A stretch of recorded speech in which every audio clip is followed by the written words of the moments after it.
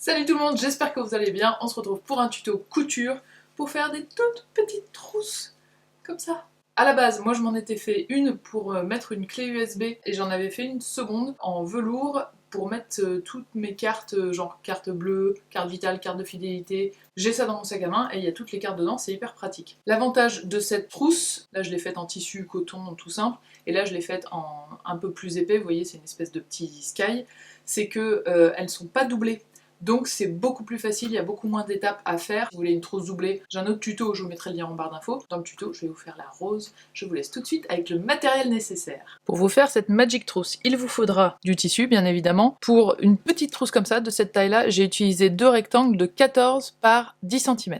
Un zip, du biais, alors moi je l'ai acheté déjà fait, c'est du biais de 2 cm de large, et vous en aurez besoin de 5 cm, donc vous avez vraiment pas besoin d'en acheter beaucoup. Là j'ai aussi utilisé une petite pince à tissu, des ciseaux et une règle pour pouvoir mesurer la taille du tissu. Vous verrez dans ce tuto, j'utilise aussi des ciseaux cranteurs, c'est-à-dire qu'ils ont des dents crocodile, mais c'est complètement optionnel. Pas de fer à repasser pour une fois, par contre il vous faut une machine et du fil. On commence par tracer nos rectangles sur le tissu, ou le sky, ou le vinyle, ou ce que vous avez choisi. Ensuite on va s'occuper de la fermeture éclair. Alors là j'ai une 15 cm, je veux qu'elle fasse 12 cm, donc je vais couper juste derrière le petit point métallique ici. Et je mesurerai une fois que le biais est installé. Le biais, c'est très simple. Souvent, il est vendu coupé comme ça, en biais, mais nous, on veut, hop, qu'il soit droit. Et normalement, elle fait 2 cm et demi, je crois, de large. Et je viens couper la largeur du zip. En général, c'est 2 cm et demi, mais si vous n'êtes pas sûr, vous remesurez. Et on va venir coudre le biais ici. Alors, on aligne bien les deux morceaux. On déplie le biais. Vous passez sous votre machine à coudre et vous faites une couture un tout petit peu à droite du pli qui est là. Voilà, la couture est faite. Bon, moi ça fait un mini pli, mais j'ai regardé quand je le déplie, ça se voit pas énormément. Donc je replie et je viens faire le pli derrière. Et là je vais venir faire une couture ici à, je dirais 2 mm du bord.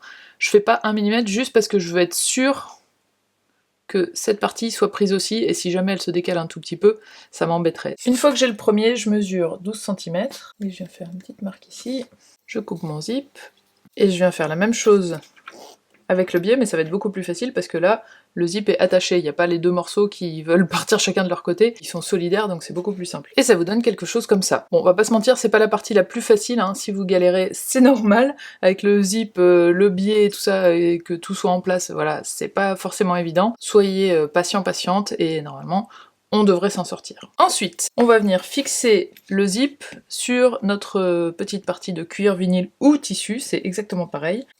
Là, je vais bien ouvrir le zip, je retourne, et je viens le fixer à peu près au milieu. Et je vous conseille de mettre un pied spécial zip dans votre machine à coudre. Ce sont ceux qui ressemblent à ça, et en général, ils sont vendus avec très souvent. Ce qui vous permet de coudre au plus près du zip ici. Si vous n'en avez pas, c'est pas grave, hein. Si vous cousez à 5 mm du zip, c'est pas dramatique non plus. C'est juste que le tissu ici sera un petit peu plus loin du centre du zip, mais ça fait pas une grosse différence, c'est pas très grave. Quand vous êtes à peu près au milieu de la couture, vous allez prendre le zip et le passer de l'autre côté, parce que sinon vous n'allez pas pouvoir coudre jusqu'au bout. Pour ça, il faut lever le pied de biche. Moi avant je faisais juste ça, je laissais l'aiguille enfoncée et à chaque fois je galérais pendant 10 minutes. Et là ce matin j'ai une élimination, je lève aussi l'aiguille, ça fait bouger un tout petit peu la couture, mais à peine. Par contre avant de rebaisser l'aiguille, avant de repartir, faut bien vérifier que vous êtes bien aligné avec ce que vous aviez fait avant, mais c'est beaucoup plus facile. Et puis ensuite vous rebaissez pied de biche et aiguille et vous continuez votre couture. Ce qui vous donne ça, et là on va venir retourner ça. Et ici, on va faire ce qu'on appelle une surpiqûre. La surpiqûre, c'est le point que vous voyez ici, qui permet que le tissu ne gonfle pas ou soit bien fixé à la bordure du zip. Et ça fait une petite finition jolie en plus. Donc là, vous allez repasser hop, dans ce sens-là. Et le but, c'est ici de venir coudre à 1 mm du bord, donc c'est un bon exercice pour coudre droit. Et quand vous cousez, il faut bien tirer sur le tissu sur le côté pour que la couture soit aussi plate que possible. Et hop, c'est quand même super joli. On va faire pareil de l'autre côté, donc on va venir faire une couture ici, et vous faites la même chose. Il faut juste s'assurer que les deux côtés ici du tissu soient bien alignés et que ça, ce soit bien aussi le long. On a le deuxième côté du zip qui est cousu aussi, et on va venir faire la même manipulation que de l'autre côté, en surpiquant de ce côté aussi. Et voilà le résultat. Là on voit le petit endroit où j'ai remonté l'aiguille, mais vous voyez ça fait un petit décalage. J'avais été plus attentive sur l'autre, il est moins visible, mais bon, c'est pas grave. Maintenant, l'étape suivante, déjà je vais couper ce fil, parce qu'il est bien trop visible, et l'étape suivante, ça va être de venir assembler les deux côtés. Et là, très important, super important, il faut ouvrir le zip avant de le faire, sinon vous allez avoir l'impossibilité de retourner votre pochette et ça va être un peu dommage. Donc on va venir, hop, l'assembler comme ça, en faisant une couture ici, ici et ici, à peu près 1 cm du bord. Très important pour commencer, vous allez commencer au ras du biais, c'est-à-dire que le biais on va pas le coudre, vous allez commencer vraiment juste là. Votre première couture elle sera là, et ensuite vous descendez le long. Ce qui fait que si on regarde bien dans le détail, vous voyez ici j'ai un tout petit peu de jour, c'est juste à côté, mais c'est ce qui permet de faire ce fini où à la fin c'est très plat. Et pareil quand vous terminez, vous venez bien jusqu'en haut de la pliure, mais vous prenez pas le biais dans la couture. Ça vous donne ça, je coupe les petits fils un maximum, et avant de retourner, surtout on vient bien couper les coins, ici, et là. Vous allez couper un peu les coins ici aussi, parce que là il y a pas mal d'épaisseur quand même, et là.